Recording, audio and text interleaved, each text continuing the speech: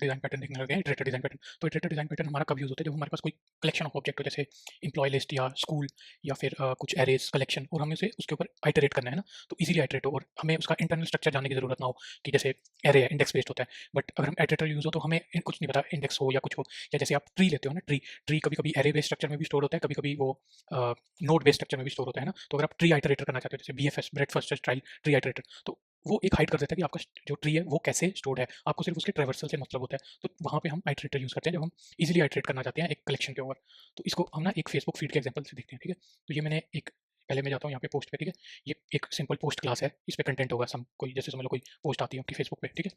और ये मैंने एक फीड जनरेटर क्लास बनाई है, ये कुछ नहीं है, मैंने एक कह लो कि मॉक क्लास बनाई है जो मुझे पोस्ट क्रिएट करेगी रैंडम। तो ये क्या करेगी, इनमें से एक रैंडम नेम उठा लेगी और इनमें से एक रैंडम पिक्चर उठा लेगी और पोस्ट बना देगी, जैसे James posted picture of driving, है ना। ऐसी 10 पोस्ट क्रिएट करेगा और ये जब मैं फेच करूँगा तो मुझे 10 पोस्ट दे देगा, है ना।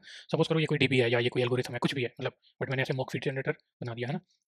तो अब हम देखते हैं कि सपोज करो मैं फेसबुक का पेज स्क्रॉल कर रहा हूँ, तो ये मैं कैसे एक आइटरेटर पैटर्न यूज़ करके वो स्क्रॉल करूँ, ताकि मैं जो सारी इसकी इंप्लीमेंटेशन है बैकएंड में कि ये फीड कैसे जनरेट हो रही है या फीड्स कैसे स्टोर है, पोस्ट कैसे स्टोर है, मुझे उससे कोई मतलब नहीं है। मुझे चाहिए सिर्फ आइटरेटर, मैं स्क्रॉल कर रहा हूँ, iterator dot next next iterator dot next, बस वो कॉल होता जाए, है ना। बैकएंड में वो कैसे स्टोर है, लिंक लिस्ट में स्टोर है, एरे में स्टोर है, डीबी में स्टोर है, मेरे को कोई लेना देना नहीं है उससे, ठीक है। तो इसको अभी हम आइटरेटर पैटर्न से इसको इंप्लीमेंट करते हैं, ठीक है। तो सबसे पहले तो मैं इसको इंप्लीमेंट्स आइटरेबल बना देता हूँ, जो मुझे एक इटरेटर देगा इसका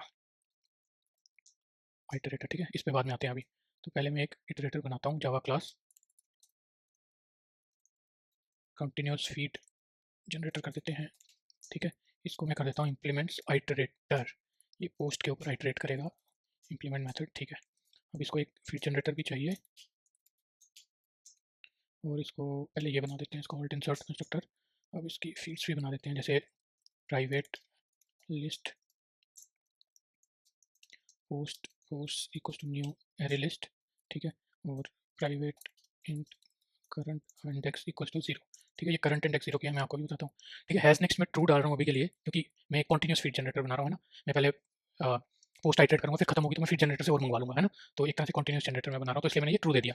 कोई और तरह का आइटरेटर लिखूँगा तो उसमें कुछ मैं लॉजिक डाल दूँगा, जैसे स्ट्रिंग पे इटरेट कर रहा हूँ तो string dot length has reached, तो मैं कह दूँगा फॉल्स, ठीक है। तो इसमें करता हूँ पहले मैं if current index equals to post dot size, तो फिर मैं करूँगा post equals to feed generator dot fetch और करंट इंडेक्स फिर से सेट कर देंगे 0, ठीक है।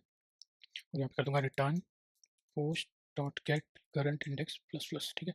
और इसको बेटर नेम देते हैं ताकि थोड़ा समझ भी आ जाए, extract method if all post red fetch more post, ठीक है। और इसमें ना एक ऐसे सॉर्ट भी डाल देते हैं, जैसे जनरेटिंग मोर पोस्ट कर देते हैं और एक स्लीप भी डाल देते हैं ऐसे ही, ताकि थोड़ा सा टाइम ले, time unit dot dot seconds dot sleep, 2 seconds के लिए इसको स्लीप करवाते हैं। सराउंड विथ ट्राई कैच करते हैं इसको और इसको करते हैं, इसको भी एक्सट्रैक्ट कर देते हैं, ठीक है।